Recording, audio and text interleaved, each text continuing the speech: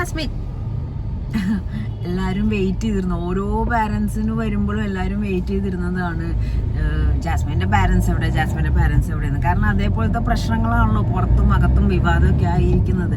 കാരണം ആ ബ്ലോക്ക് ഉണ്ടെന്നുള്ള കോള് വന്നപ്പോൾ തൊട്ട് ആ മനുഷ്യൻ ഭയങ്കര സംഭവമായേക്കാണ്. ബോസിനേക്കാളും ഇല്ലെന്നുള്ള രീതിയിലാണ് പുള്ളിയുടെ പുറത്തുള്ള സംസാരവും കാര്യങ്ങളും. ലാലേട്ടൻ വന്നിട്ട് ഓക്കെ ആണെന്ന് പറയുമ്പോൾ ജാസ്മിൻ്റെ ഭാഗത്തു നിന്ന് ഒന്നും അറിയാത്ത മാതിരി ഒരു ബ്ലോക്കല്ലേ ഉള്ളൂ. അപ്പൊ തന്നെ ലാലേട്ടന്റെ അവസ്ഥ, സ്ക്രിപ്റ്റ് മാറ്റല്ലേ കൊച്ചേ, പറഞ്ഞ മാതിരി കേട്ട് മിണ്ടായിട്ടിരിക്കുന്നുള്ള രീതിയിലല്ലേ ലാലേട്ടൻ. അപ്പൊ പറഞ്ഞു വരുന്നത്, ഇന്നലെ ഓരോ പാരന്റ്സ് വരുമ്പോഴും പാവൻ ജാസ്മിൻ, നിങ്ങളൊരു കാര്യം ശ്രദ്ധിച്ചു, ഇതൊക്കെയാണ് ഞാൻ പറയുന്നത്. ആ കൊച്ചിന്റെ നെഗറ്റീവ്സ് ഞാൻ പറയുന്നത്, പോസിറ്റീവ്സ് ഞാനിപ്പോ പറയുന്നുണ്ട്.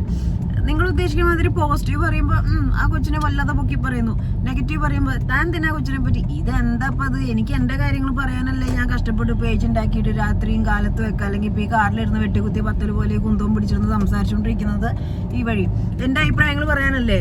അപ്പോൾ നിങ്ങൾ പറയും താത്തി പറയുമ്പോൾ അതെന്തൊരു താത്തി പറയണേ, പൊക്കി പറയുമ്പോൾ ബിഗ് ബോസ് പൈസ കൊടുത്തിട്ടുണ്ട്. ഒരു നിലപാടില്ലാത്ത പ്രേക്ഷകരോടാണ്, എല്ലാ പ്രേക്ഷകരും അല്ല കേട്ടോ, ചില പ്രേക്ഷകർ മനഃപൂർവ്വം എന്താ പറയുന്നതെന്ന് പോലും കേൾക്കാതെ ജാസ്മിൻ അല്ലെങ്കിൽ അങ്ങനെ ചെയ്തു അത് മാത്രങ്ങൾ പറക്കിയെടുത്ത് എഡിറ്റഡ് ആയിട്ടുള്ള രീതിയിൽ റിയാക്ട് ചെയ്യുന്നുണ്ട്. അത് ദൈവത്തെ ഓർത്ത് നിർത്തുക.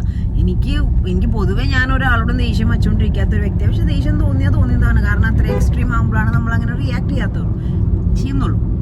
അപ്പം ഓരോ പാരന്റ്സ് വരുമ്പോഴും ജാസ്മിന്റെ ഒരു തുള്ളിച്ചാട്ടുണ്ട്. ഏത് പാരന്റ്സിന്റെ അമ്മയെ കണ്ടു കഴിഞ്ഞാലും ജാസ്മിനെ കണ്ണു നിറയും, ജാസ്മിൻ കെട്ടിപ്പിടിക്കും. അതൊരു ഗുഡ് ക്വാളിറ്റിയാണ്. ആ കൊച്ചി ഇന്നലെ പറയുന്നുണ്ടായിരുന്നു നോറയുടെ കെയർ ഓഫില് ലൈക്ക് പഠിപ്പിക്കാൻ ആ കൊച്ചിനെ സമ്മതിച്ചിരുന്നില്ല.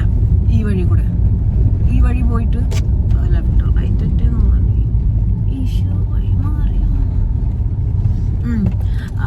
അപ്പോ എന്താ പഠിപ്പിക്കാനൊന്നും സമ്മതിച്ചിട്ടില്ല. പിന്നെ നോറയുടെ ഫാദറിന്റെ കാര്യം വാശിയാന്ന് പറയുമ്പം കൃത്യം ക്രിസ്റ്റനും കൂടെ കയറി മിസ്സായി. കൃത്യമായിട്ട് ജാസ്മിൻ പറയുന്നുണ്ട് ആ മനുഷ്യന് വാശി ഉണ്ടെങ്കിൽ ഇങ്ങോട്ട് വരില്ലായിരുന്നു. ശരിയാണ്, വാശി ഉണ്ടെങ്കിൽ അതിന്റെ ഉള്ളോട്ട് കാലെടുത്ത് വയ്ക്കില്ലായിരുന്നു.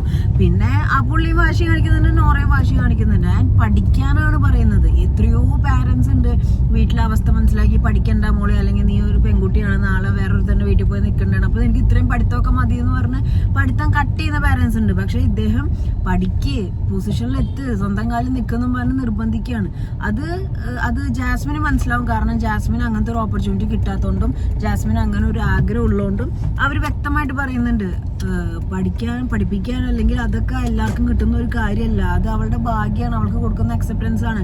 അതേപോലെ ആരെയാണോ ആഗ്രഹം അയാളെ കല്യാണം കഴിച്ചു എന്നൊക്കെ പറയുന്നത് ആ പുള്ളിയുടെ നല്ല മനസ്സാന്നൊക്കെ ജാസ്മിൻ പറയുന്നുണ്ട്. പോസിറ്റീവ് ആയിട്ടുള്ള കാര്യമാണ്. അപ്പം ഇന്നലെ പാരന്റ്സ് ബാക്കിയുള്ളവർ വന്നു കഴിയുമ്പോഴും വരും. കാരണം എല്ലാവരും വന്നു കഴിഞ്ഞിട്ട് ഇപ്പം ഉദാഹരണത്തിന് നമ്മൾ സ്കൂളില് പാരന്റ്സ് മീറ്റിംഗ് അല്ലെങ്കിൽ പ്രോഗ്രസ് കാർഡ് ഒപ്പിടുന്ന സമയത്ത് എല്ലാവരുടെയും പാരന്റ്സ് വരുമ്പോൾ നമ്മുടെ ഒരു എത്തിനോട്ടുണ്ട്, എൻ്റെ അമ്മയാണോ എന്നുള്ളത്. നൈസ് തുറന്നിട്ടില്ലല്ലോ. ആ ഒരു നോട്ടം എല്ലാവരുടെ നമ്മുടെ ഭാഗത്തു നിന്ന് ഉണ്ടാവും. തിരിച്ചോ പോയിക്കോ, അടുത്ത് അവിടെ നോക്കാം അല്ലെങ്കിൽ വേറെ നോക്കാം. അപ്പൊ ആ ഒരു നോട്ടം എല്ലാവരും ഉണ്ടാവും. അതേ ഇൻസിഡന്റ് തന്നെയാണ് ഇവിടെ ഉണ്ടാവുന്നത്. അപ്പോൾ വരാതെ ആവുമ്പോൾ ഓരോ പാരന്റ്സ് വന്നിട്ട് വരാതെ ആവുമ്പോൾ മ്യൂസിക് കേൾക്കുമ്പോഴുള്ള ഒരു അവസ്ഥയും എൻ്റെ പാരന്റ്സ് എല്ലാം എന്ന് അറിയുമ്പോഴുള്ള ഒരു ഫീലിംഗ് ഭയങ്കര സങ്കടം തന്നെയാണ്. അതെനിക്കൊരു ഫീൽ ചെയ്ത കാര്യമാണ്. അതൊക്കെ ജെനുവിൻ തന്നെയാണ്.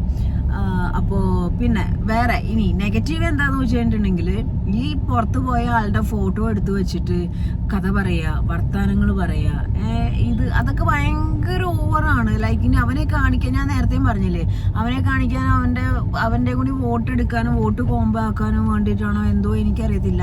അതൊക്കെ ഭയങ്കര ഓക്വേർഡ്. അതിൻ്റെ ഒന്നും ആവശ്യമില്ല. കാരണം ഇപ്പോഴും ഡിപ്പെൻഡന്റ് ആയിട്ട് തന്നെയാണ് ജാസ്മിൻ കളിക്കുന്നത്. കാരണം ഗബ്രി കാണുന്നുണ്ടെന്നുള്ള പൂർണ്ണ വിശ്വാസം ആൾക്കുണ്ട്.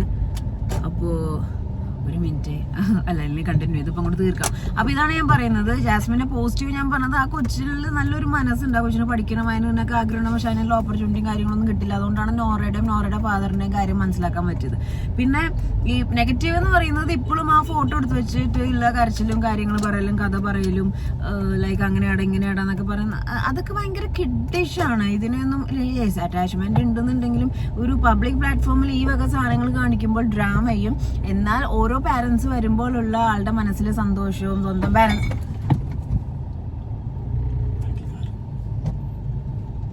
See you guys. അടുത്ത വീഡിയോയിൽ കാണാം.